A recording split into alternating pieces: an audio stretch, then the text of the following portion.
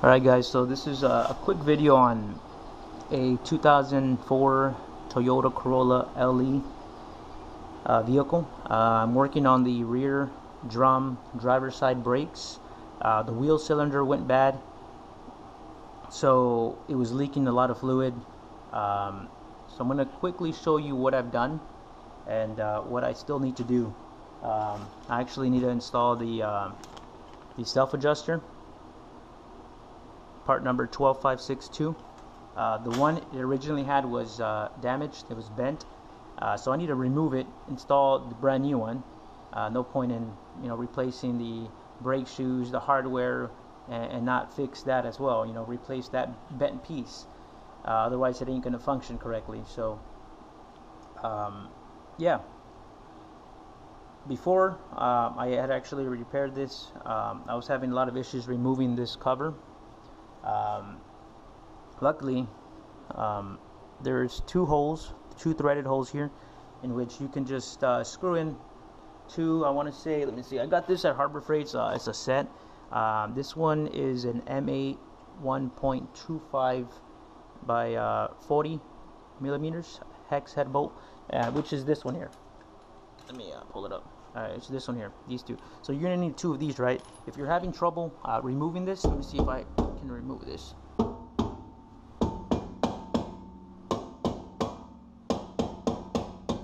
Like I said, I've already worked on this one. Should slide out. If not, oops, my bad, I hit you guys. If they don't slide out, then I'll go ahead and show you what I was talking about. There we go. Alright, so we'll put that aside. Again, if you're having trouble removing this cover, grab these screws, put them in here. They'll go right in, you see that? And then same thing on this side, and turn, like two turns. Go over to the other side, two turns, two turns, two turns. It'll slowly come out. Okay, so let me go ahead and put this aside. I've already put some anti-seize on there. Like I said, I've already replaced the drum, the brake shoes, both sides. The previous ones were completely damaged; they were worn out. The wheel cylinder I've gone ahead and replaced as well. I'm going to go ahead and replace the self-adjuster. This one is bent, damaged, no good. No point in changing all this if that's going to be broken, right? So kind of want to show you what I've done, right, in case you are going to be working on this vehicle as well. I also want to mention, like I said, this is a 2004 Toyota Corolla. This one was manufactured in Japan, so the parts will be different, and the price is also different, of course, right, being it was made in Japan. They do have some that were made in the US, Canada. So when you are replacing some parts on this vehicle, make sure you look at your VIN number on the side of the door here. It'll tell you they're made in Japan, or if the VIN number starts with like a J, it was manufactured in Japan. So make sure you get the right parts. The hardware for this one, this is the hardware, the brake hardware. This is part number H7933. Again, this is the brake hardware kit, the self-adjuster. This is part 12562. And then here we have the brake shoes. Part number is 832. This is for the passenger side. I'm not replacing those. But make sure you're getting the right parts when you work on this vehicle. Alright, so real quick, let's take a look here at what we're going to do. So we're just going to go ahead and remove this spring here, remove the pin, pop that out, and I'm just replacing the self-adjuster here. Oh, and real quick, what you'll need to replace the wheel cylinder is you will need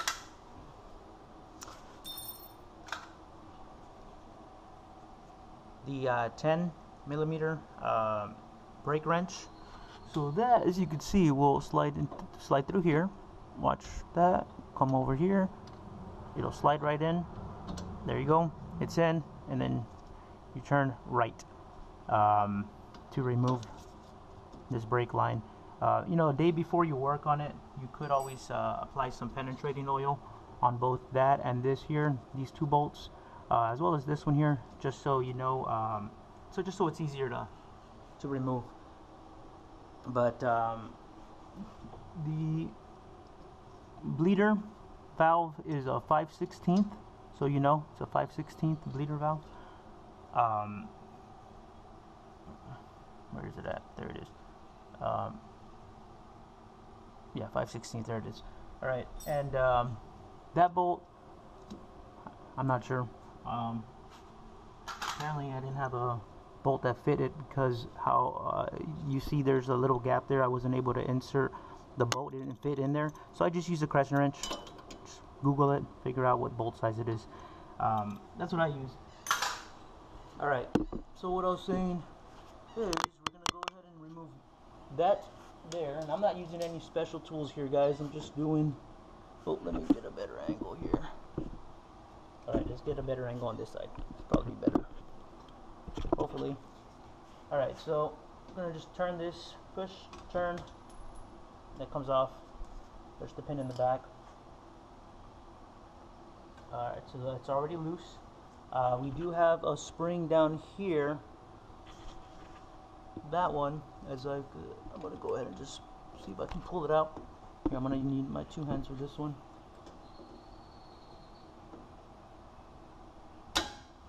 You know what? I don't think I need to remove that.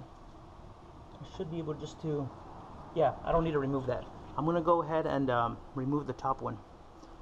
What am I doing, right? Alright, this one should come right out as well. Alright, let's see.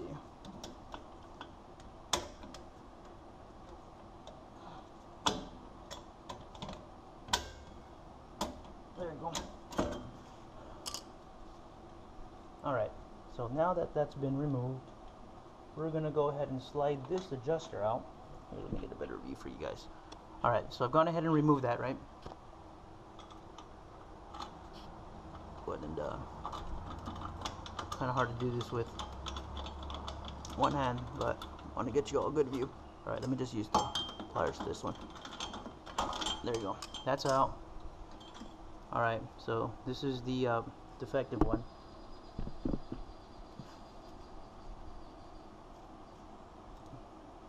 It's slightly bent. You probably won't be able to see it on camera, but with it being bent, it doesn't twist easily.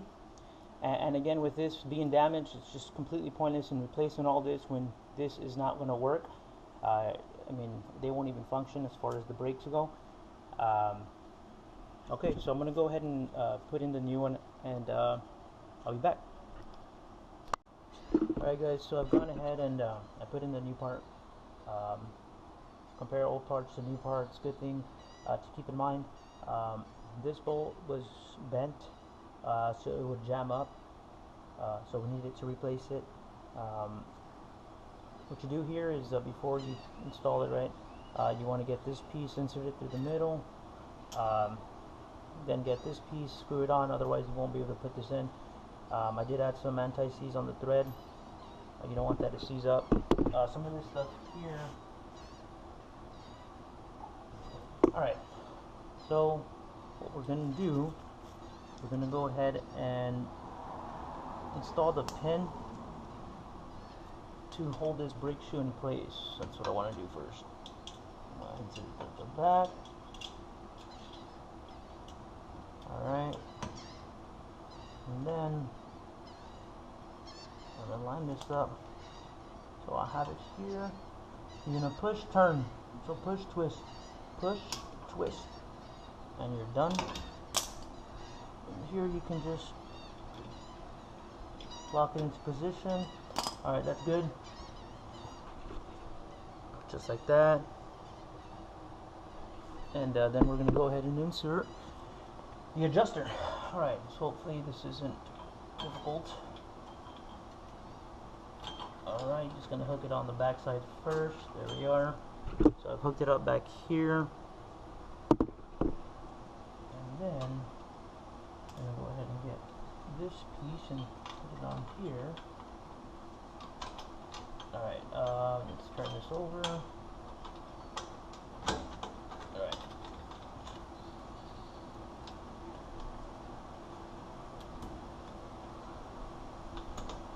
Okay, let's go ahead and put it in place.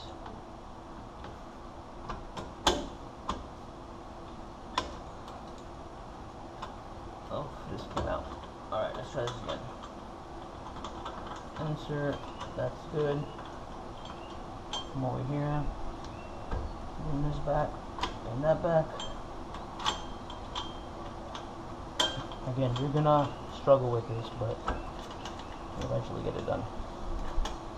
Alright, that's locked into place. That's good, that's good.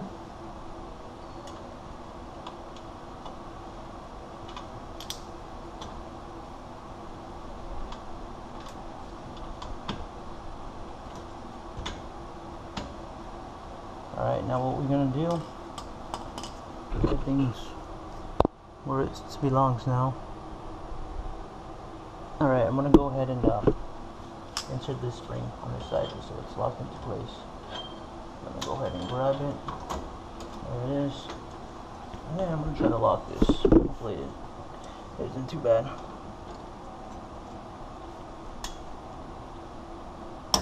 Alright. Just like that.